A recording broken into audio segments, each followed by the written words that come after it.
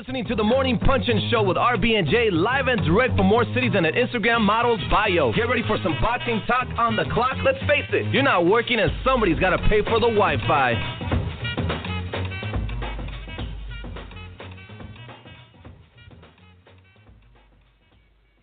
Good morning, buenos dias. This is RB and J. This is the Morning Punch-In Show, the most unpredictable, unscripted, but always real morning boxing talk show in the game. Today is Monday, July 10th, 2017. Our guest today will be WBC lightweight champion Mikey Garcia and Tevin Farmer. Let me properly introduce my partner in crime, creator and founder of BadCulture.net, contributor for Black Sports Online, Jay LaBeouf. What's good, Jay? What's good, RB? Good morning, everybody. Happy Monday. It is time for another crazy show, another crazy fight week, and we are live and ready to be with you. Since we have such a jam-packed show this morning, we're skipping the hot question, and we're just going to jump right into today's show. But don't let that stop you from hitting us on Twitter.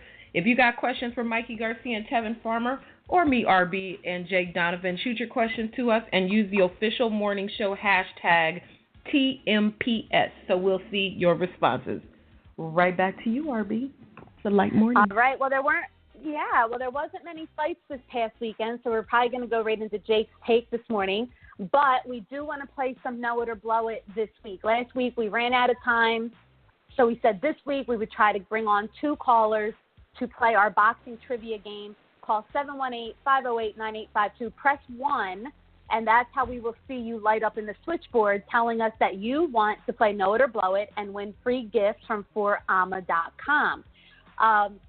So make sure you call, make sure you play with us. Today we're going to talk a little bit about Floyd Mayweather, and he filed this big lawsuit against the IRS. We're going to talk about that. But we want to bring on Jake Donovan. The World Boxing Super Series draft happened over the weekend, and he was all over it. So we're going to talk about the matchups, the bonuses, the whole nine. Let's bring on Jake Donovan for Jake's take. You're rocking with the Morning Punch-In Show with RB and J, and now it's time for Jake's take.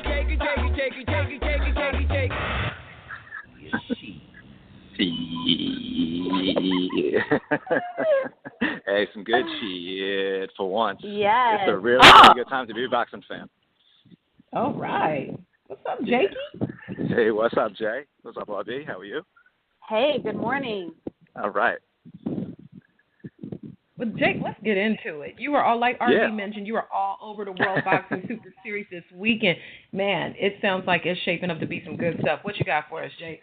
Well, you know, what I really loved about this is just how they went right to the chase. I mean, the whole show took about 45 minutes. There was no massaging anything. They brought all the participants on. They went right to the draft. I mean, George Groves was first on stage. He made his pick, and it felt like an award show. And I was talking to Richard Schaefer about it. He knew exactly what to expect from this. He knew this was going to be a high-class event, and even he said that this blew away all his expectations. It's like he's genuinely excited for this tournament to begin. I mean, that's what you want to hear from a promoter. Not, you know, the misery that always comes to all these guys, you know, complaining about the rich white man problems all the time. But, you know, just that you want to be excited about the products you're putting forth. I mean, this is what we're getting with the World Boxing Super Series. What I love is everyone's kind of indifferent about the super middleweight division, which I was as well. But you're looking at the matchups, there's not a lot of slam dunks in there. I mean, the cruiserweight bracket, there's going to be a lot of great fights, but a couple of, like, Usyk is already a 25-1 favorite over Marco Huck. You know, there's a couple of fights where, you know, you can kind of envision who's going to the semifinals. But the super middleweight bracket, I mean, there's really no clear-cut favorite. That's what I love. That's what you want in a tournament. Who are some guys that we are familiar with in the super middleweight division? I think I saw an American in there. Yes. Rob Brandt? He trains with Derek James. Is that right? With Errol Spence and those guys?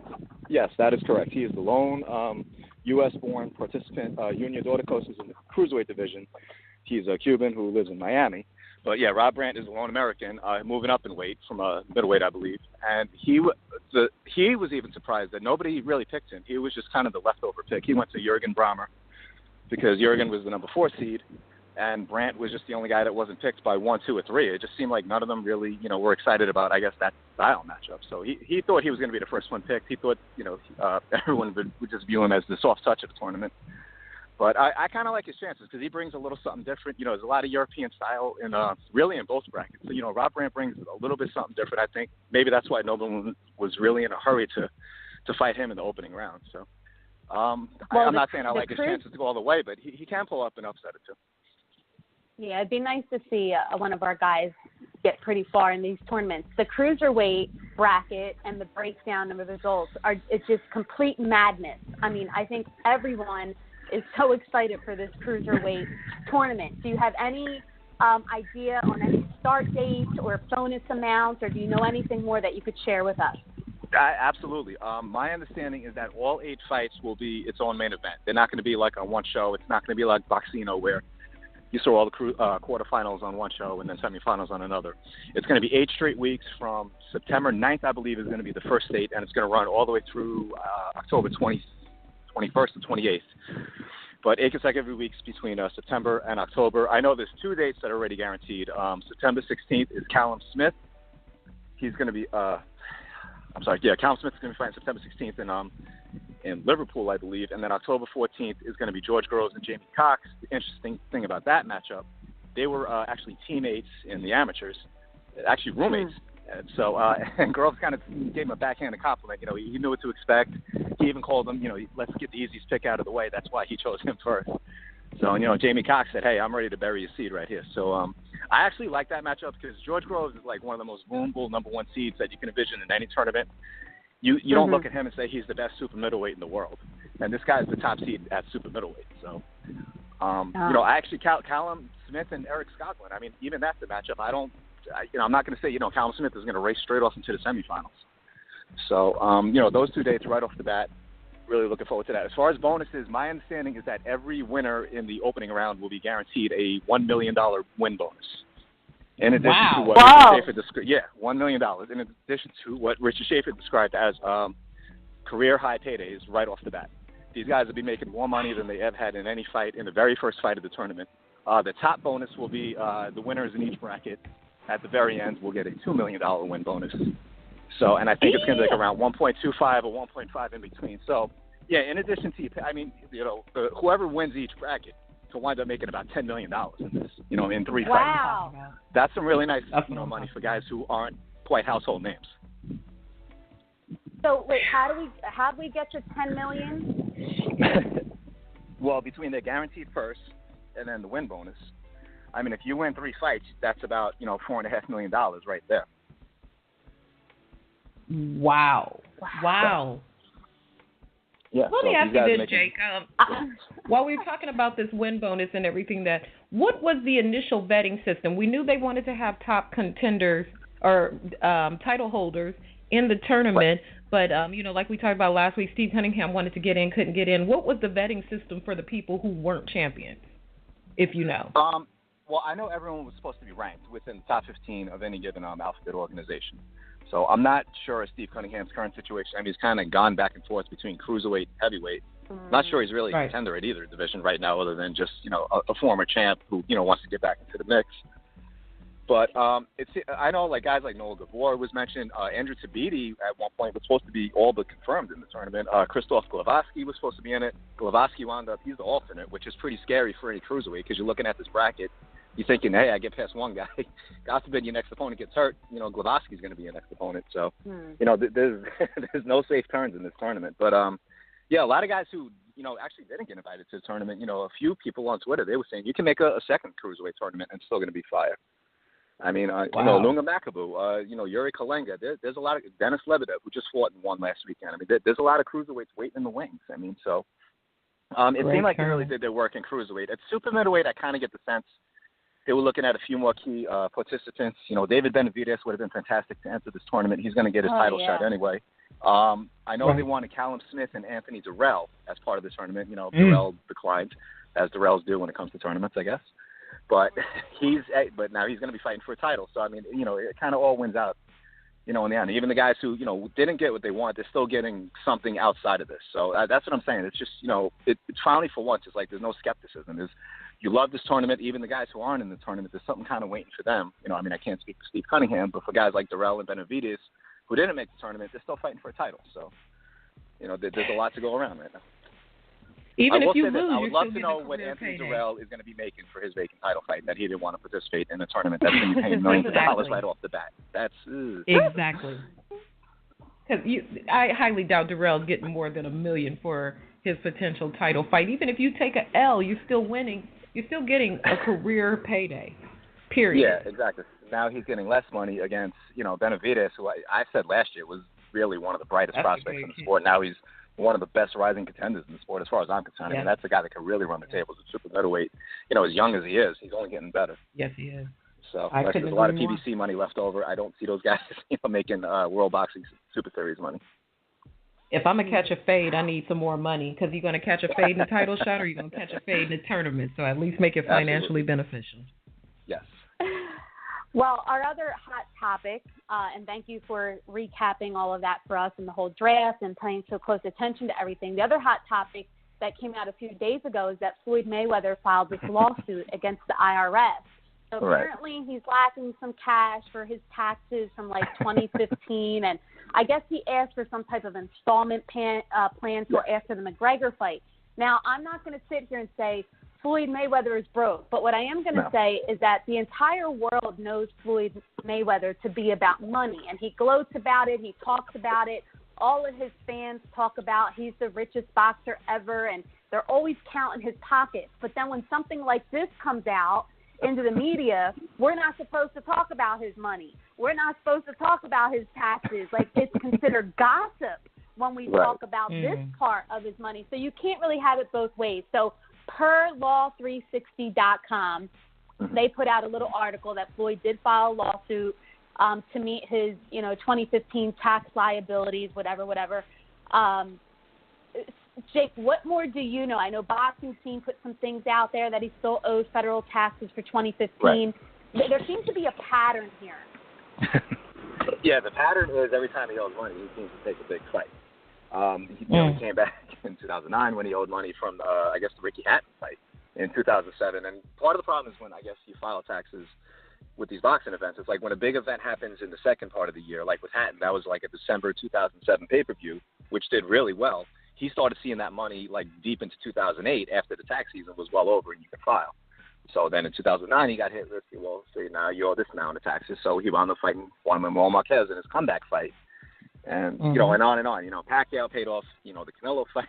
So now Conor McGregor's paying off, the Andre Berto fight, because that was the later fight of 2015. So what I'm curious to see now, he's going to fight Conor McGregor in August.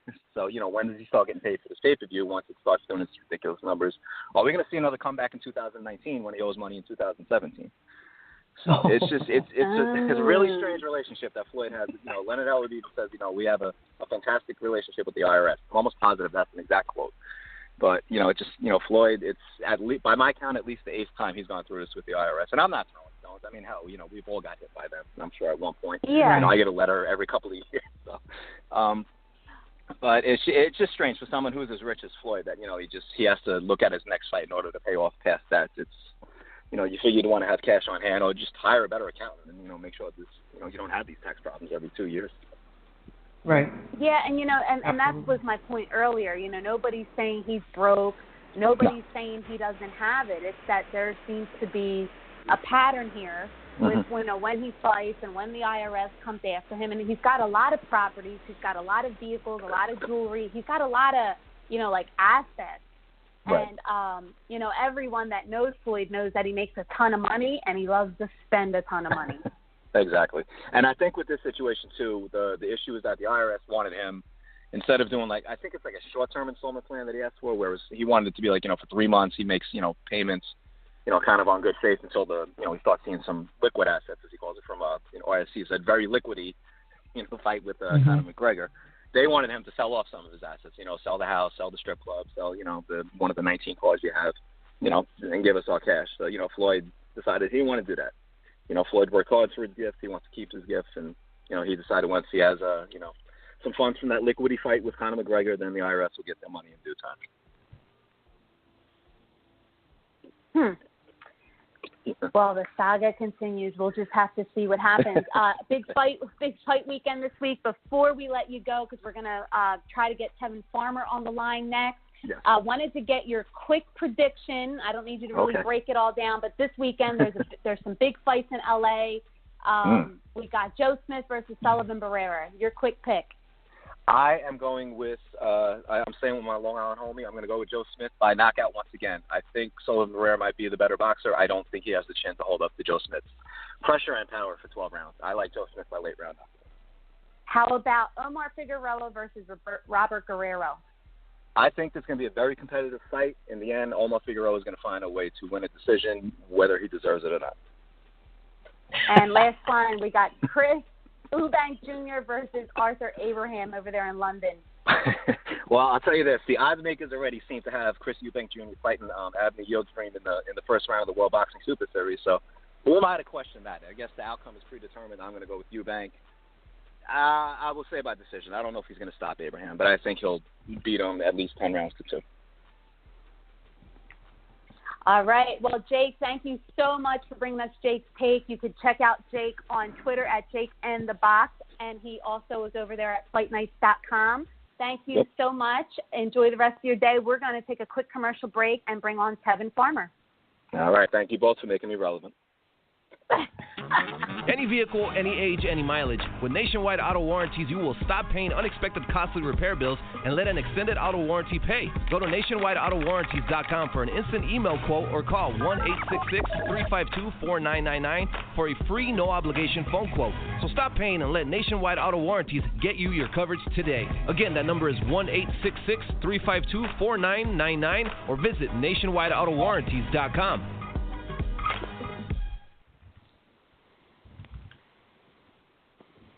Okay, I think we've got Tevin Farmer on the line. Good morning, Tevin. Hey, good morning. Hey, listen, lots of commotion the past few days. Once again, between you and Gervonta Davis, it's like the saga continues. Everybody wants you guys to fight. It seemed like there was going to be an opportunity for you to finally land that fight when Salido withdrew from there. But then last night you find out on social media through Leonard Ellerbe on Twitter that the fight ain't happening. Why couldn't this fight happen, and how does it suck to find that out on Twitter? I mean, I was already kind of expecting it. They protected him, so it wasn't really a big deal when I found it out. I mean, if it would have happened, it would have been great, but when I found out it wasn't going to happen, I was like, okay, I kind of figured that. Damn. So you weren't disappointed? No, I wasn't disappointed because I know they protecting him. I mean, Davis, he kind of talk a lot like he got the power to make his own moves when he really don't. But deep down inside, I already know it's up to his team and whatever they want, that's the route they're gonna move, whether he want to move a different way or not. Talking about team, were you guys aggressive in trying to get that fight? As soon as you found out Salido was out, was your promoter, making those calls for you? I'm not sure. I mean, I talked to him about it. I called him and talked to him about it, and he was down for it. But I don't know what he was doing behind the scenes. I'm pretty sure he was, though. I felt that it would have been more courteous if somebody would have called you last night and said, hey, Tevin, the fight's not going to happen for whatever reason. We're moving on. And late last night, we saw Leonard Ellerbe tweet you and said, keep grinding, tank's locked in. I just felt like it sucked that you as a fighter have to find out that you're not getting a fight on Twitter. It's all good. I mean, I'm an outgoing, open person, though. It's all fun. It don't really bother me. But I know in September I am fighting for the Eliminator, and after that, then they have no choice. Yeah. So let's talk about September. Let's move forward. Let's move past Tank and all that. I thought that you were supposed to be fighting Billy Dibb soon, and I see that he's actually got a fight coming up in New York. Yeah, Billy Dibb. I guess it's not something that he wants. I mean, if anybody get a chance to fight for Eliminator, they will. But I guess he probably didn't think he was ready. I mean, it is a tough fight coming off a layoff fighting Tevin Farmer. So I guess he wanted to move a different. I guess he wanted to move a different route, and I respect it. Yeah. Well, we know a few months ago you were injured in one of your fights. You got surgery. I know that you've been in recovery. How is that going for you? Were you even going to be 100% healthy if you did get the Tank fight? I honestly, my honest opinion, I actually wasn't going to be 100% healthy, but that's something that I was willing to risk, and I know I'll beat him. I'll beat Tank I'll beat him at 70%. I mean, the young kid definitely can fight. He got a lot of skills, but I just think there's a lot of hype making the fight seem more closer than what it really is. And I was willing to risk it all, and I was going to prove it with no excuses. I really did want to take the eliminator first, but once my guy went to a different show and once Toledo got injured, I'm like, wow, this is the opportunity. I mean, I'm gonna just go for this one. It's been a lot of talking going on, and like for me, when I talk, I mean 9 out of 10, whatever I say, the Bella's gonna back it up. So when I say these things about like I can want to fight anybody or do anything, the Bella's gonna back my every move. And Tank case, he talked, but his promoter's not gonna back his every move. I mean, if your promoters believe in you that much, they'll basically do whatever you want. I mean, obviously they don't really believe in him or think that he can beat him. Because if so, the fight will happen. It's not like nobody knows who I am. I'm probably one of the biggest names without a title in the division. Top 5, you know? So well, it's not like I will say this much. I know you really want to fight him, and it sounds like he really wants to fight you too. And I think you're right. It's the politics. It's the business. You know, they want to make money. It's what they feel makes sense, or, you know, who would be more of an attraction. I think it was a lot political. I think if it were up to you and Tank, the fight would happen. Let's be honest. Even political. What fight will make more money besides me and Tank right now? I can't name one. I mean, besides our division, I can't really name it. Toledo's hurt. Well, before we let you go, who do you think Tank does fight on this card? Probably for Toner, probably. Yeah, probably. That's what I've been hearing, but I think it probably will be him. That'd be a good matchup, honestly. Yeah. Well, listen, Tevin, thank you for doing a quick drive-by. We just wanted to get your side of the story. You know, we were beating the drum for you to get this fight because we wanted to see you get the big fight. Yeah, you're definitely welcome, but stop by any time and keep us posted with what you got coming up. Okay, I really appreciate it, man. I really do. All right. Have a good week. All right, you too. Bye-bye. All right. It's a night of boxing royalty you won't want to miss. This is James Smith from In This Corner TV. The Nevada Boxing Hall of Fame will be holding its 5th annual induction ceremony on August the 12th in the fight capital of the world, Las Vegas. Many of the legends of the sport, past and present, will be on hand for this charity event, and you will want to be right there with them. For more information about this amazing event, please go to nvbhof.com. Tickets are on sale now.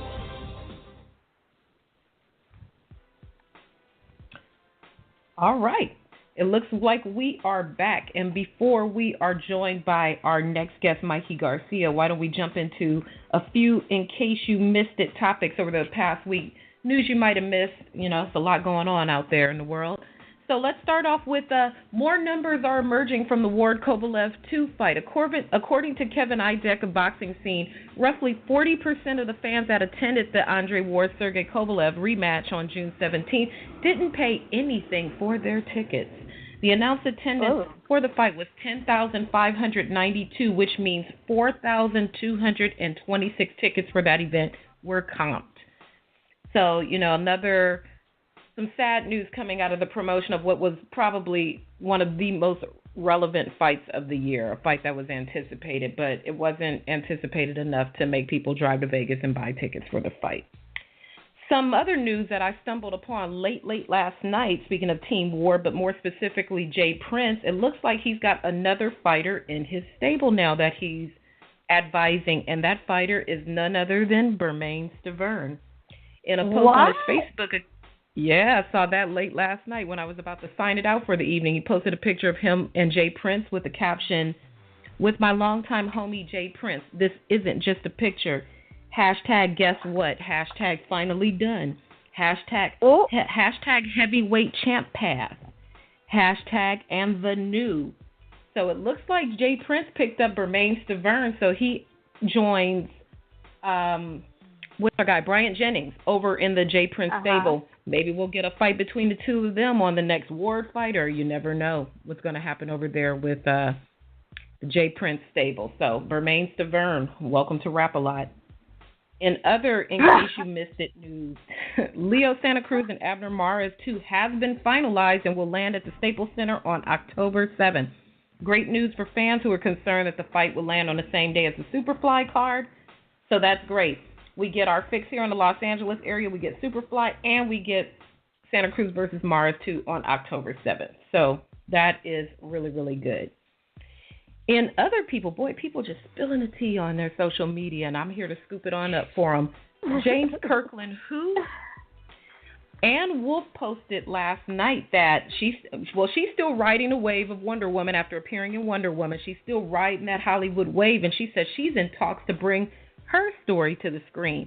She says she's currently fielding a couple of offers that she's been approached to bring her story to the screen, so we might be getting the Ann Wolfe biopic in the near future, so be on the lookout for that. In case you missed it news, after getting shut out by Canelo Alvarez, Julio Cesar Chavez says he's ready to return to the ring in December, and he wants he a glutton for punishment. Let's just hold on to your watch, brother. And who does he want to see in December? Daniel Jacobs. He said he was so proud of his ability to get down to 163 for the Canelo fight that he wants to hang around there and he wants to fight Daniel Jacobs. What you like? You like that Chavez Jr. Daniel Jacobs, RB? No, not at all. I think Jacobs runs through him, but hey, if he wanted, give the man what he's asking for. I'm sure Daniel Jacobs would love that action.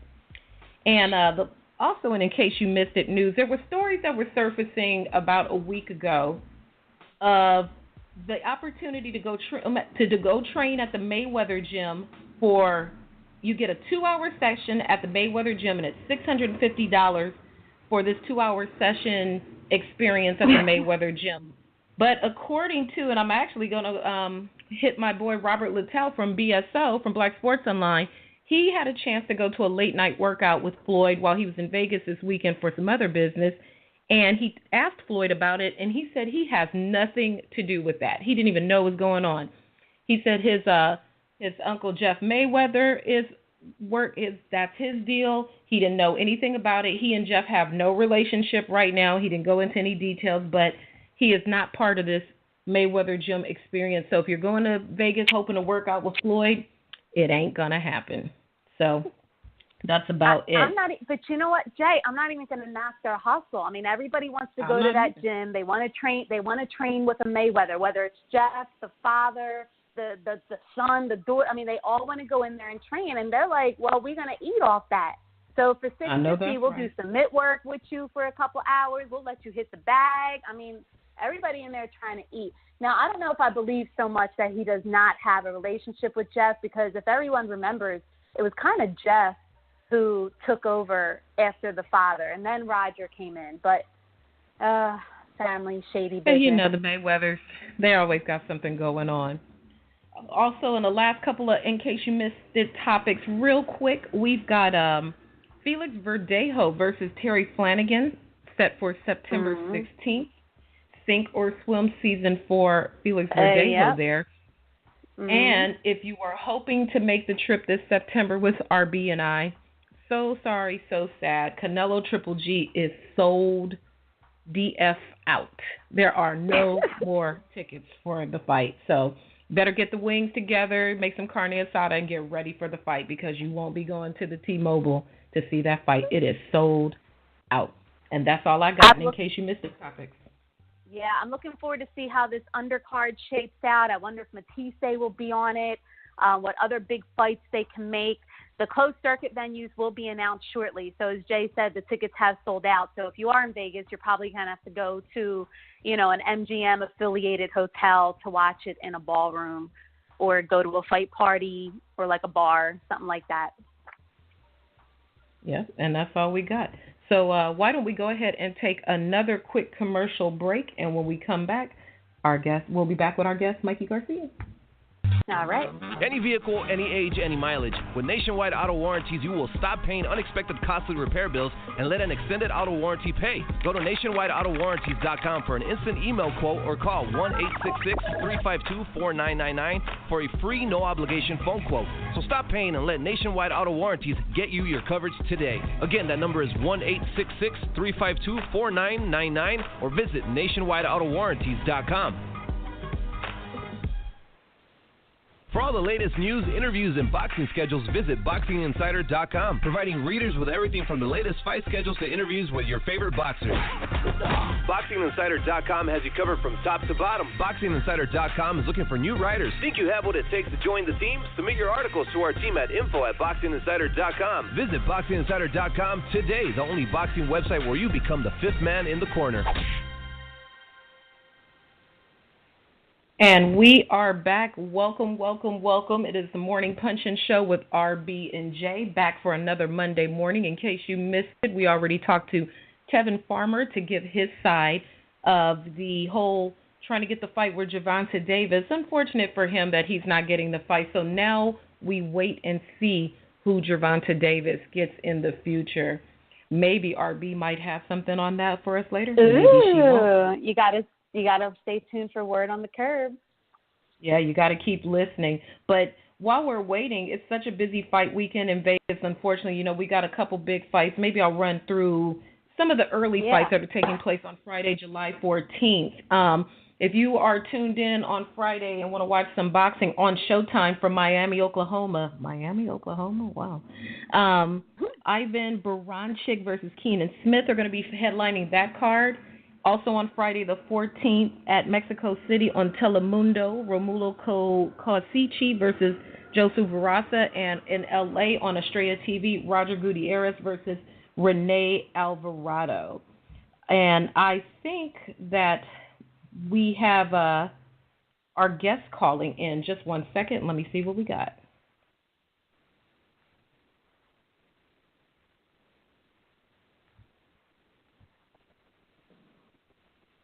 Good morning. You are live with the Morning Punch-In Show. Who's this, and where are you calling from? Good morning. Good morning. Mikey, right here. Mikey Garcia, is that you? Me. Good morning. Well, welcome, Mikey. I've been wanting to talk to you for a while. We're glad to have you. For those of you just tuning in, we're joined by Mikey Garcia. We're going to talk about the Broner fight, of course, and what's going on with Mikey Garcia. But I got to ask you a couple questions before we get started. I went to go follow you on Instagram last night, and I couldn't follow you because you were private. And then you approved me, and there's nothing there. What happened to the Instagram? Do you have a stalker? You didn't post no nude pictures or nothing. What happened on Instagram? Where is everything? Where the kids? Where the family? Where the ranch? Actually, I'm having trouble logging in all the time. Somebody apparently hacked into my social media accounts and deleted a lot of everything, and I recover it, but then they get right back on it a few minutes later. So I posted a picture up, but then they quickly logged me back out, and it's just a cat and mouse game. So it just happened. Oh, that sucks. That happened to me with James. It might be. And also, last time I had a chance to chat with you, you were getting settled into the ranch, and your kids were having a good time. How are the kiddos? How are they shooting these days? Oh, are we losing? Oh, well, we're the camp. Can you hear me? Yes. I can hear you now. You're a little. You keep going there? In and out, but I can hear you. Yes, we're still here. Yeah, I'm up here in camp, and sorry for the signal. It's not the greatest out here. But we're working out hard. I got my team here at camp, and we're just about to get the last good days of sparring in. The hard sessions at the gym, and I'm looking forward for the fight on the 29th. And I think we all are looking forward to that fight. And I'll tell you, I feel like it came out of left field. When I don't think anybody expected this matchup to happen so soon. How did this fight even come about? Like, who brought it up? Who proposed the fight?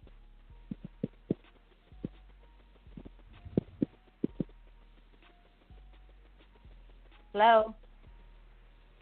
Boy, they so focused on camp, they're not even letting cell phone signals into the camp. That's when you know camp is something serious. Mikey, are you still with us?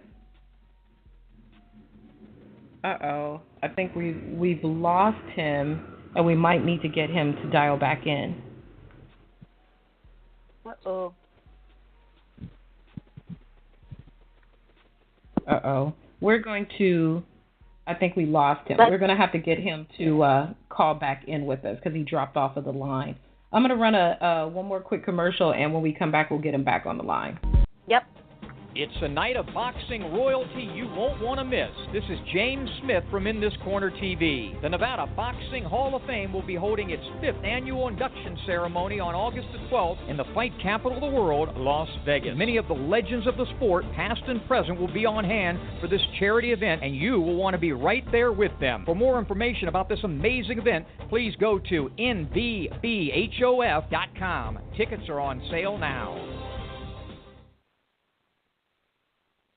And we are waiting. Remember, if you want to support the Nevada Boxing Hall of Fame, please do so. We'll be tweeting out the links periodically, and that way you can support this worthy cause. Boy, the reception must be really, really terrible. For those of you who don't know, Mikey Garcia lives out in this big immense ranch where he has plenty of land to run and do what he needs to do in privacy to prepare for the fight. So I'm guessing it's really, really remote where he's living so he could have all that land. So hopefully we'll get a chance. He needs one of those like big suitcase phones like they have in the military, and that'll probably work. So in the meantime, we'll wait for him to dial back in. We don't have him quite yet. So continue on. I'll give you one more fight that's happening this weekend while we wait for him to call back in. On Saturday, of course, in Inglewood, California, at the Forum in my backyard. The fight is headlined by Miguel Berchand versus Takashi Miura for Berchald's WBC junior lightweight title, and also in the co-main event, Jezreel Corrales versus Robinson Castellanos for Corrales' WBA junior lightweight title. And as Jake Donovan mentioned during Jake Tape, we've got Joe Smith Jr. versus Sullivan Barrera. So some good fights happening over here in my neck of the woods this weekend, and I know a lot of you are looking forward to that. Also happening this weekend from Uniondale, New York, PBC on Fox. Also, as mentioned, Omar Figueroa versus Robert Guerrero headlining that card, and the co-feature Marcus Brown versus Shani Monahan. I still wanted that Joe Smith versus Shani Monahan fight, but they will be fighting different people on the same weekend. You know, that show, I think, is really being overshadowed by this whole Mayweather-McGregor press tour. They actually go into New York this week, and it's just gobbling up everything else that's going on. So, I mean, it was already kind of bad enough that you had two Mexicans fighting in Long Island, and then you get this whole thing with Mayweather-McGregor. But, all right, I think we actually got Mikey Garcia back, Jay. Yes, we do. Mikey. Hey, I'm here. I'm sorry. The signal's not but it's all right. Well, then we'll try to get through this really, really quick with you. I was saying that it seems like this whole fight with Broner really came out of left field, you know, and I wanted to know how this fight even came about. Who thought about it? Who made that first call to bring that to your attention? Well, a few months back, I think it was sometime like in February when I was speaking with Showtime, and we were looking at maybe getting a fight with Adrien Broner at the end of the year. So the plan was to get a fight this summer and have Broner also fight this summer on separate cards and try to build up a fight between both of us for the end of the year. But when my fights were not available, the title unification fight that I wanted was not available, and the title defenses were not interesting enough. I heard Adrien Broner, you know, also was having a little bit of a problem finding an opponent worthy, and so they just asked if we would be willing to take on Adrien Broner this summer, and I said, let's do it. I mean, I'm up for that. Why not? And he was up for it right away too. So it actually was a very easy, fight to be made. We didn't expect this fight this summer. We wanted it at the end of the year, but here we are now. So with a win over Broner, what does that do for you? I mean, is that even a big deal anymore to beat a guy like Adrien Broner? I mean, he's a big name, but what's it do for you? It's a big fight, still a big name. Profile fight. All the fans are talking about the fight a lot, and still a fight that generates a lot. I mean, I hear more my fight than the fights at around the division where I'm at. So, that shows that the fans are excited for my fight with Adrien Broner. Do you stay at 140? Well, I'll wait to see what happens. Coming down to 130 or have title defense at lightweight before making a permanent jump to 140. But if the options are not there, then I'll make that decision after the fight.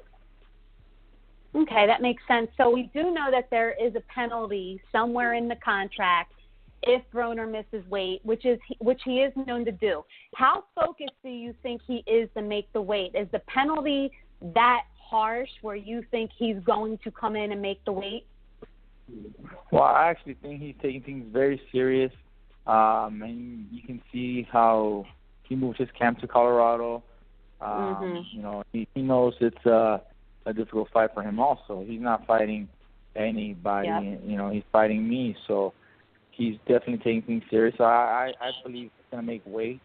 I think he's, like he said in the past, times he didn't care to make the weight or he moved the weight because there was no need. There was nothing really to be struggling to make 140. He just said fight at a higher weight. But this time there is, something at stake, which is a fight with me.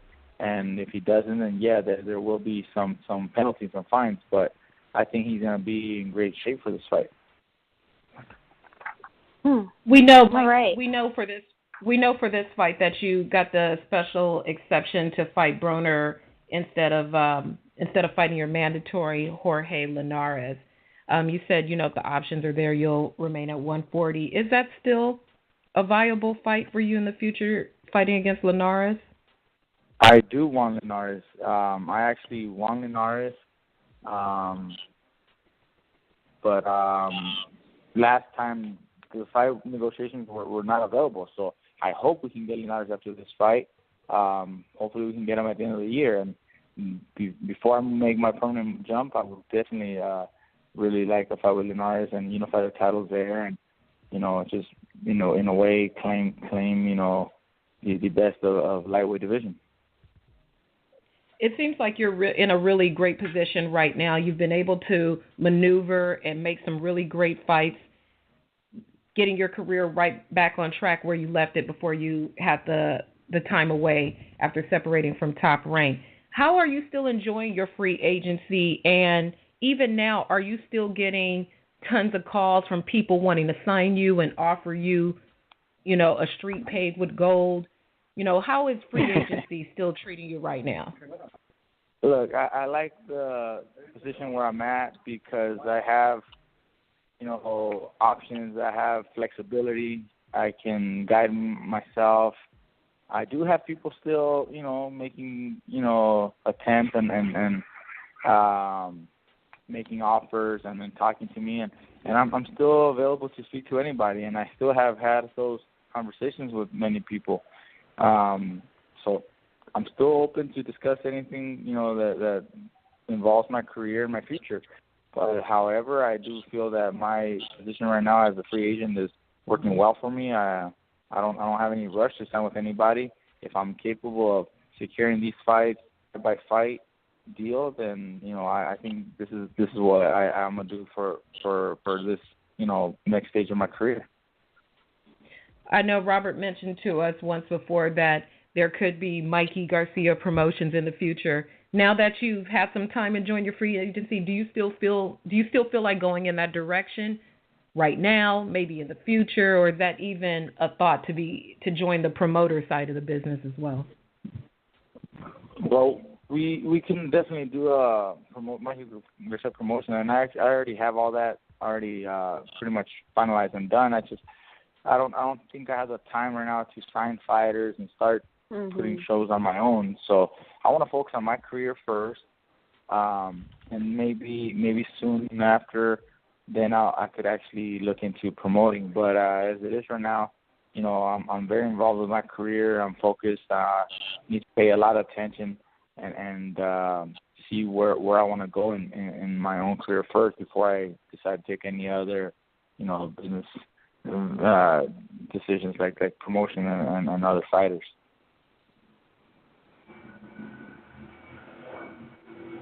All right. Well, as we head into the fight with Adrien Broner, you know, I've read before that you went through the police academy, and we know Broner is not police material. So we've come up with some ideas of what you should ring walk to for the fight against promoter that kind of, you know, pays tribute to your early police roots. So we've got a few suggestions for you for ring walk music and we're going to give you 3 choices, and we want you to choose which of these you would ring walk to in the fight against Broner. Are you ready? Let me see. Okay, here's selection number 1. Bad boys, what you gonna do? What you gonna do when they come for you, bad boys? So that is choice number 1. We thought we've got this one for you too.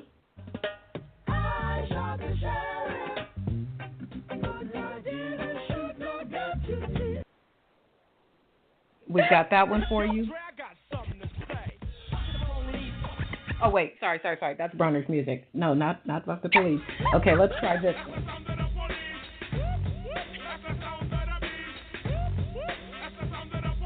So we've got the Bad Boys theme, we've got I Shot the Sheriff, and we've got Sound of the Police. So Mikey Garcia, the police officer, if he's ring walking in New York to Adrien Broner, which of those are you going to choose?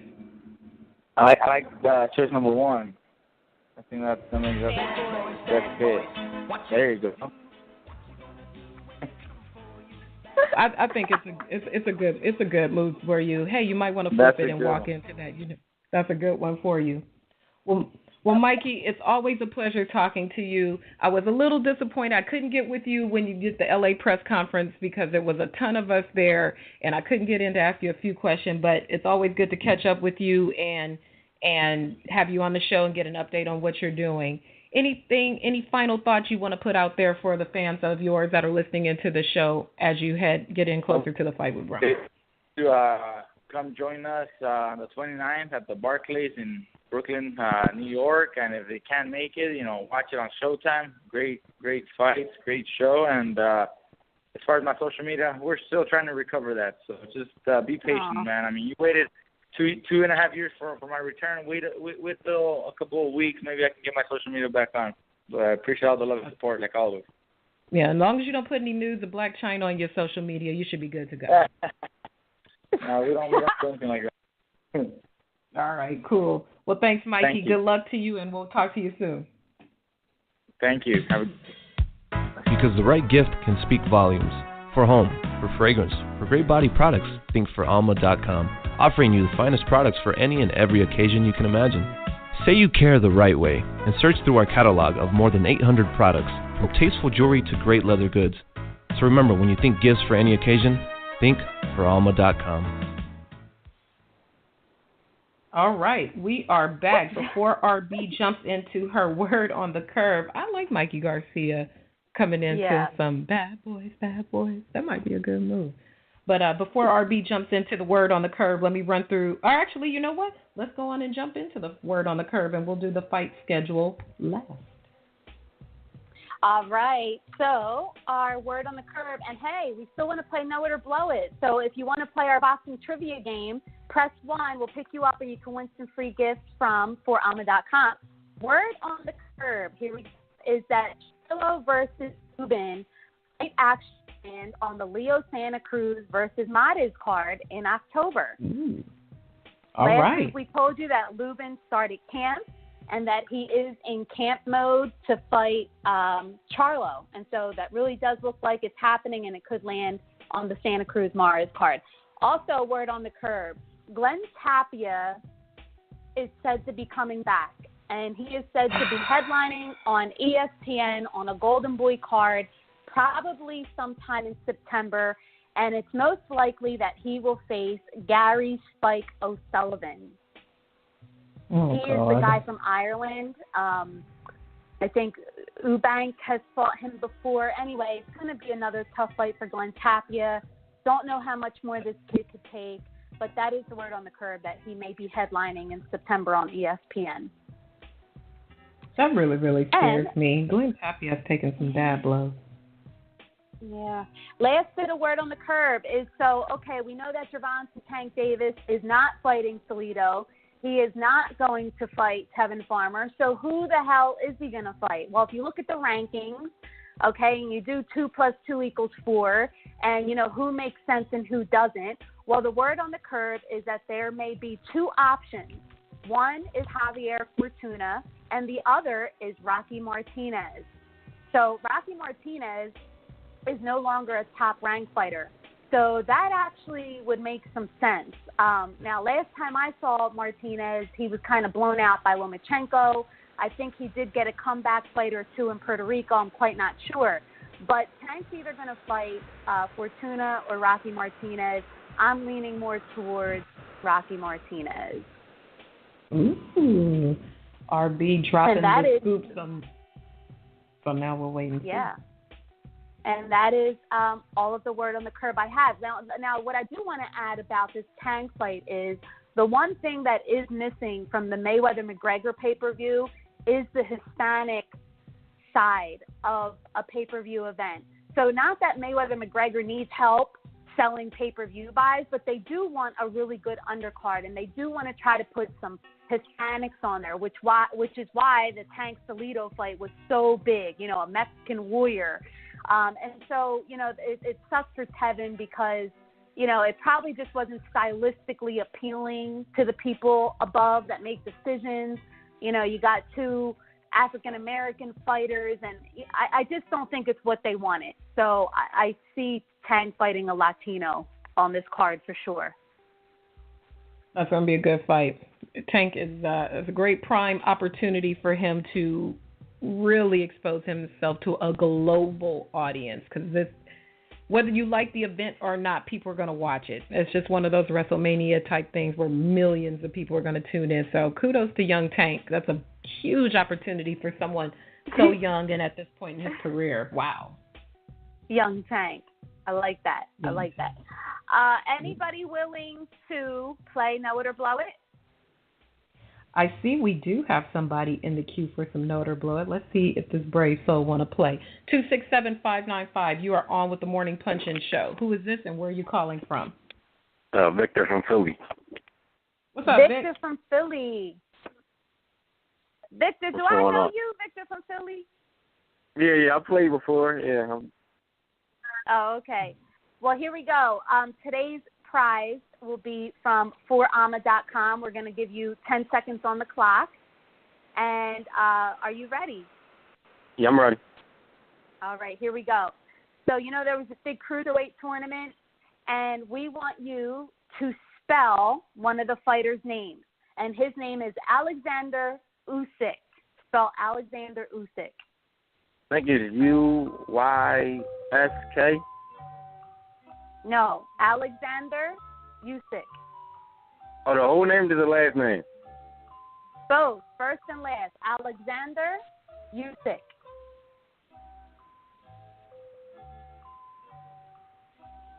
Oh, he hung up.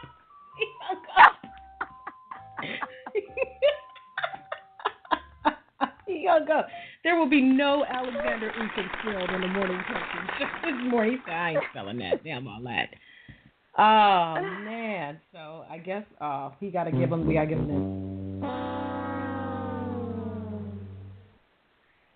Well, all right. Well, Know It or Blow It was brought to you by forama.com. If there aren't any other willing players, Jay, then I guess we can go ahead and wrap it up.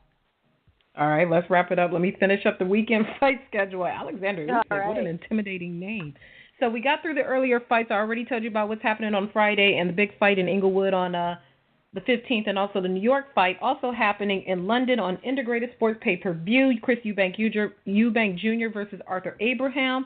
And in the co-main event, Lee Selby versus Jonathan Barros for Selby's IBF featherweight title. Could be a very important matchup for the future, future opponents for a lot of people. The featherweight division is getting pretty live right now. So that is all for the weekend fight schedule. We do have a little bit of time, RB. Let's do our quick predictions for Joe Smith versus Sullivan Barrera and Omar Figueroa versus Robert Guerrero. Let's pick those two fights because there's so many and we don't have time to get through predictions for all of them, so let's just pick those two. Joe Smith Jr. versus Sullivan Barrera. Who you got, RB? Oh, I don't know. My heart wants to go with Joe Smith because I really like him. He's a union worker. He's a blue-collar fighter. He's gotten it the hard way. But Barrera does have skills. I think it's really a 50-50 fight. My heart's going with Smith. My brain is going with Barrera. I'm going to pick Sullivan Barrera by decision. All right. You listened in earlier. Jake Donovan said he's riding with his Long Island brother, Joe Smith Jr. Mm-hmm. And as the tiebreaker, I'm going to ride with RB. I'm going to ride with Sullivan Barrera because I just think Barrera has the better boxing skills and he's going to outbox him over the course of the rounds and eke out a decision. It could be a split decision, but I'm looking for Sullivan Barrera to pull out the decision over Joe Smith Jr. And switching now over to the PBC card, Omar Figueroa versus Robert Guerrero. Who you riding with in that one, RB? Oh, God, I hate to say I don't care, but I am probably going to watch. I think Figueroa will pull it off. I think Robert Guerrero has had just enough wars. I think he's just about shot. Figueroa, Omar. All right. And our did Jake? I don't think Jake even gave us a pick. He just said it was going to be a war. But Omar Figueroa versus Robert Guerrero, I'm going to also go with Omar Figueroa just because he's younger. He's had brittle hand issues over the course of his career, but he's been out of the ring for a while. Robert Guerrero has taken a lot of punishment, a lot of bloody tissue, a lot of things. His dad's probably going to be lit. Unfortunately, we won't get the full gamut of the elder Guerrero. But I'm going to pick Omar Figueroa in a very boring decision. I don't think he has the hand strength to put down Robert Guerrero, even though Robert Guerrero's had some wars, but I think he'll eke out a unanimous decision victory. Where he goes after that, I think he gets mollywopped by the rest of the welterweight division, but hey, this is the fight at hand. So that's all I got, and I think that's all we have, RB. All right. Well, today's show is brought to you by NationwideAutoWarranties.com, ForAma.com, and TheBoxingInsider.com. We appreciate you for listening today. Thank you, Jay, for always being amazing. Catch us every Monday morning right here from 8 to 9. It's the Morning Punch-In Show. Get a good one.